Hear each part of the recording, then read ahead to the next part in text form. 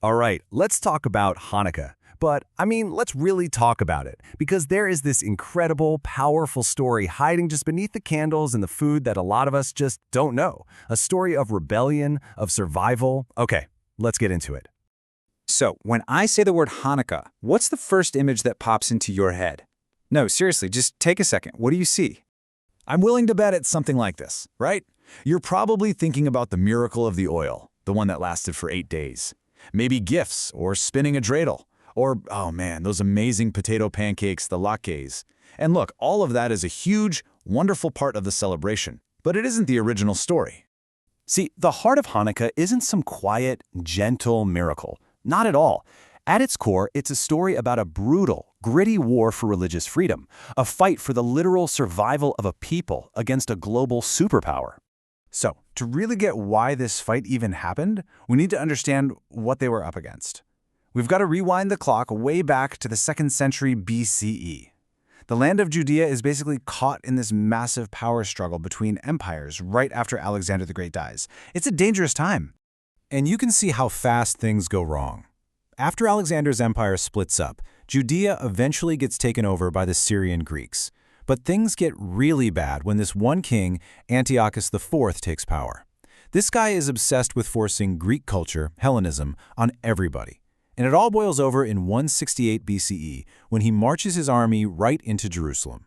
And this wasn't just some suggestion. Antiochus made the most fundamental parts of Jewish life, studying their sacred texts, observing the Sabbath, even circumcision, punishable by death. He banned all Jewish worship. This was a direct, all-out assault on their very identity. And then came the final insult, the ultimate act of desecration. He marches into the Holy Temple in Jerusalem, the most sacred place in Judaism, builds an altar to the Greek god Zeus, and sacrifices a pig on it. For the Jewish people, this was absolutely the last straw. This was the point of no return. Well, you push people that far, something is going to break. It was a powder keg just waiting for a spark. And that spark was lit in a small town called Modian by an old priest named Mattathias. The story goes that a Greek official tries to force Mattathias to make a pagan sacrifice. And Mattathias not only refuses, he kills the official and then shouts this incredible rallying cry for the whole town to hear, "Whoever is for God, follow me." And just like that, he and his 5 sons take off for the hills. The revolt was on. And this is where they get their famous name. They become known as the Maccabees. It actually comes from the Hebrew word for hammer. How cool is that? The idea was that they were striking these powerful hammer blows against their enemies, fighting this scrappy guerrilla war against one of the most powerful empires in the world. And this fight went on for 3 long, brutal years. This wasn't a quick victory. It was a drawn-out, bloody conflict. But unbelievably, against all odds, this small band of rebel fighters actually succeeded. After 3 years of fighting, they pull it off. They recapture Jerusalem. And what's the very first thing they do? They go straight to the Holy Temple. They tear down that pagan altar and they cleanse the entire place to make it sacred for Jewish worship once again. And this event, right here, is the direct origin of the holiday. In fact, the word Hanukkah literally means dedication. At its heart, the holiday is a celebration of the rededication of the temple, and this incredible hard-won victory for religious freedom. Okay, I know what you're thinking right now. You're like, hold on a second. What about the oil? What about the tiny little jar of oil that miraculously lasted for 8 days? Isn't that like the most famous part of the story? Well, get ready for the big twist. That famous story, the one about the oil, it's not in any of the early historical accounts of the revolt. The first time we even hear about it is in the Talmud, which was written almost 600 years later. It seems that over time, the rabbis maybe wanted to shift the focus away from a military victory by humans to a divine miracle from God. Pretty fascinating, right? So, how do we get from this incredible history of war and miracles to the traditions people practice today? Well, the connection is a powerful one, and it all comes back to a single, beautiful symbol: light. First up, the candelabra itself.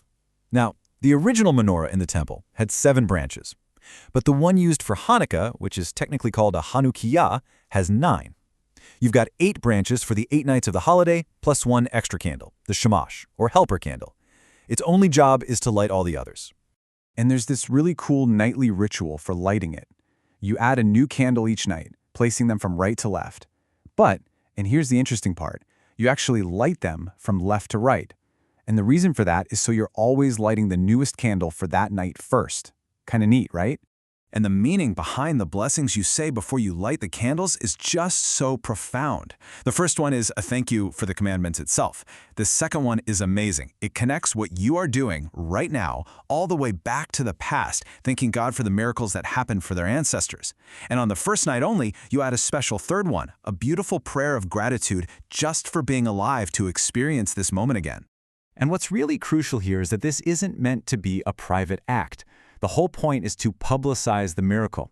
That's why people put their Hanukkah in a window that faces the street, for everyone to see. And you can just imagine throughout history how that simple act could be a powerful statement of defiance, of courage, and of pride, the very spirit of the Maccabees, still alive. When you boil it all down, you're left with this one big idea. Hanukkah, at its core, is a story about a tiny flame pushing back against a huge darkness. It's about finding the courage to rededicate yourself to what you believe in, even when the odds feel absolutely impossible.